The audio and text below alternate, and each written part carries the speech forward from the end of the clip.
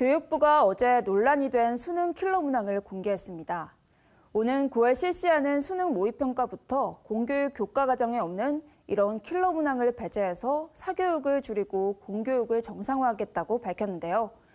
2024년도 대학 수학능력 시험이 5개월도 채 남지 않아 파장이 큽니다.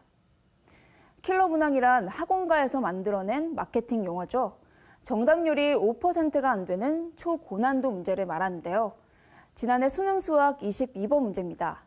이 문제의 풀이에 사용된 합성함수 그래프의 개념은 고교 교육과정에서 다루지 않은 내용입니다. 이 문제의 오답률은 무려 94.5%. 학교 수업만 들은 아이들은 맞히기 어렵겠죠. 학교 교육과정에선 배울 수 없으니 킬러 문항은 학원에 가야만 배울 수 있다는 인식이 퍼졌고 이것이 사교육 시장의 몸집을 키웠다는 것이 정부 생각입니다.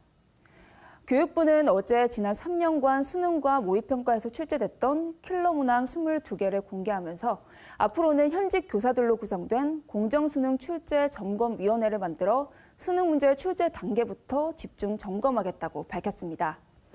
대통령까지 수능이 어려울수록 사교육이 돈을 버는 구조를 카르텔이라고 비판하고 나선 가운데 정부는 지난주부터 사교육 카르텔, 부조리 신고센터를 가동했습니다. 이 때문에 올해 수능부터는 이른바 킬러 문항이 사라질 전망인데요.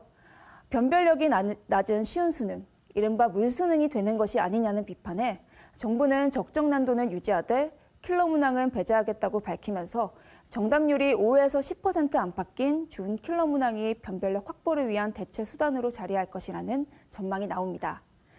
킬러 문항 논란과 함께 일타 강사도 뜨거운 감자로 떠올랐는데요. 1등 스타 강사라는 뜻의 일타 강사는 학원이나 인터넷 강의에서 가장 인기가 많은 강사들로 유명 일타 강사의 연봉은 수십억 원으로 알려져 있습니다. 지난해 초중고 학생 사교육비는 역대 최고인 26조 원을 기록했죠. 학부모들의 사교육 부담이 큰 가운데 일타 강사들의 수입은 과연 공정한가를 두고도 여론이 뜨겁습니다. 이처럼 집중적으로 관심을 받고 있는 사교육 논란. 기형적인 사교육 상황의 개선이 필요하다는 취지에는 대부분 공감하는 분위기입니다. 그러나 당장 입시를 준비하는 수험생과 학부모, 그리고 학교 현장은 초비상인데요. 상위권 학생들은 준 킬러 문항의 수준에 촉각을 곤두세우고 있고 대학들은 우수한 학생들을 어떻게 걸러낼 것인지 고민이 깊습니다. 지금의 상황이 오히려 수험생들의 혼란을 가중시킨다는 지적이죠. 또 킬러 문항을 없앤다고 해서 공교육이 강해지거나 사교육이 줄어들지도 의문입니다.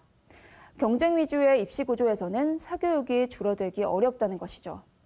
정부와 여당이 사교육 카르텔이라며 압박하고 나서며 연일 논란이 되고 있는 킬러 문항. 킬러 문항 배제가 과연 대안이 될 수 있을까요? 지금까지 키워드 이슈 전해드렸습니다.